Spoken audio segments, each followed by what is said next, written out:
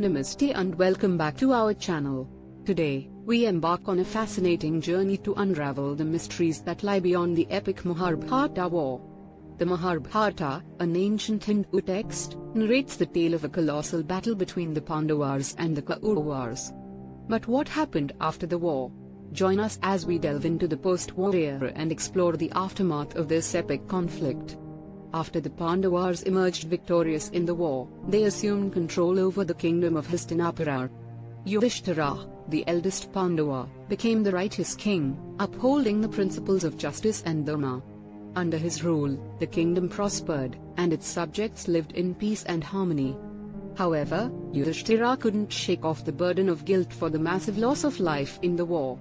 Seeking redemption, he embarked on a pilgrimage, accompanied by his brothers and their wife, Draupadi. During their journey, one by one, the Pandavas and Draupadi succumbed to their mortal bodies.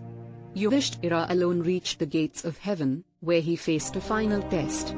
It is said that Yudhishthira's piety and unwavering commitment to righteousness granted him entry into heaven, where he was reunited with his loved ones. With the Pandavas' departure, their only heir, Parikshit, ascended to the throne of Hastinapura. Parikshit was the son of Abhimanyu and the grandson of Arjuna. He was a wise and just ruler who aimed to restore stability in the aftermath of the war. To assert his authority and bring prosperity to his kingdom, Parikshit performed the grand Ashwamedh Yajna, a ritual horse sacrifice. The yajna involved sending a royal horse across neighboring lands, asserting the king's sovereignty. However, during the yajna, the horse was stolen by Kali, the personification of Kali Yuga, the age of darkness. Parikshit embarked on a quest to retrieve the horse and encountered the sage Kshatriya, who enlightened him with spiritual wisdom. Filled with newfound knowledge, Parikshit returned and resumed his rule with even greater wisdom and compassion, ensuring the welfare of his subjects. The Yadu dynasty, descended from Lord Krishna, enjoyed immense power and prosperity after the Mahabharata war. However, it was destined to meet a tragic end. As time passed, the Yadavas became intoxicated with their power and wealth, and their behavior became reckless and arrogant. Lord Krishna, aware of the impending doom, decided to bring about the end of the dynasty himself. One day, Krishna organized a grand festival on the banks of the Prabhasa Sea, inviting all the Yadava chiefs and warriors. During the festival, a fight broke out between the Yadava warriors, fueled by alcohol and pride. Witnessing the chaos and violence, Lord Krishna knew it was time to fulfill the prophecy. He summoned his trusted friend, Arjuna, and revealed his plan to end the Yadava dynasty. Krishna advised Arjuna to gather the women, children, and elderly members of the Yadava clan and lead them to the city of Dwarka. Meanwhile, Krishna himself went to the forest to meditate and await the inevitable end. As predicted, a hunter named Zara, mistaking Lord Krishna's feet for the mouth of a deer, shot an arrow, fatally wounding him. Krishna accepted this as his destined end and merged back into the cosmic consciousness. Dwarka, once a magnificent city, was consumed by the sea shortly after Krishna's departure. The Yadavas who had survived the events were left without a kingdom and dispersed across various regions. The curse of the sages, which had been looming over the Yadava dynasty, finally took effect.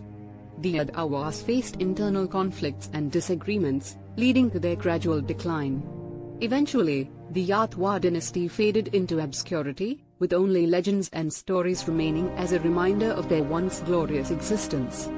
The Mahabharata war had far-reaching consequences that extended beyond the mortal realm. The war had taken a toll on the gods, and their immortality was compromised. The celestial beings, known as Devas, sought a solution to restore their immortality and approached Lord Brahma, the creator of the universe. Lord Brahma advised them to churn the ocean of milk to obtain the nectar of immortality. The churning of the ocean led to the emergence of various divine objects, including the divine cow Kamdenu, the wish-fulfilling tree Kalpvriksh, and the divine weapon Vajra. Finally, Dhanvantari, the divine physician, emerged with a pot of Amrita, the nectar of immortality. The Devas and Asuras engaged in a fierce battle over the possession of the nectar. Realizing the implications of the nectar falling into the wrong hands, Lord Vishnu took the form of Mohini, a mesmerizing female avatar, to mediate the situation. Mohini tactfully distributed the Amrita, ensuring that the Devas received it while depriving the Asuras.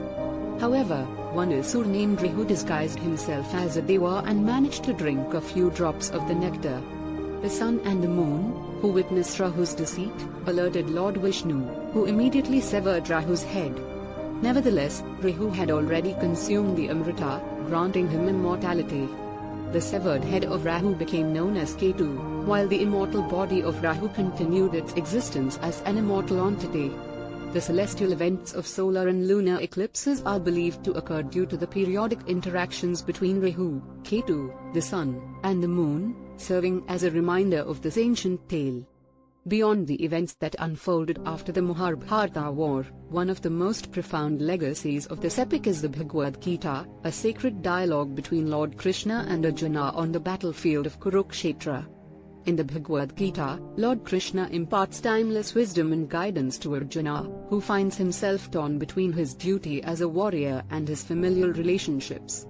Lord Krishna emphasizes the importance of performing one's duty selflessly, without attachment to the outcomes, and surrendering to the divine will.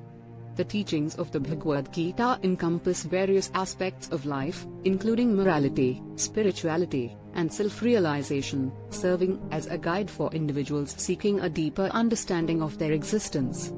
The Bhagavad Gita continues to inspire millions of people worldwide, transcending time and boundaries, and offering profound insights into the nature of the self and the universe. And there we have it, the unraveling of the mysteries that unfolded after the Mahabharata war. From the Pandavas' rule and departure to the end of the Yadu dynasty, and the fulfillment of prophecies, these events continue to captivate our imagination. The epic Mahabharata is not just a tale of war and hero,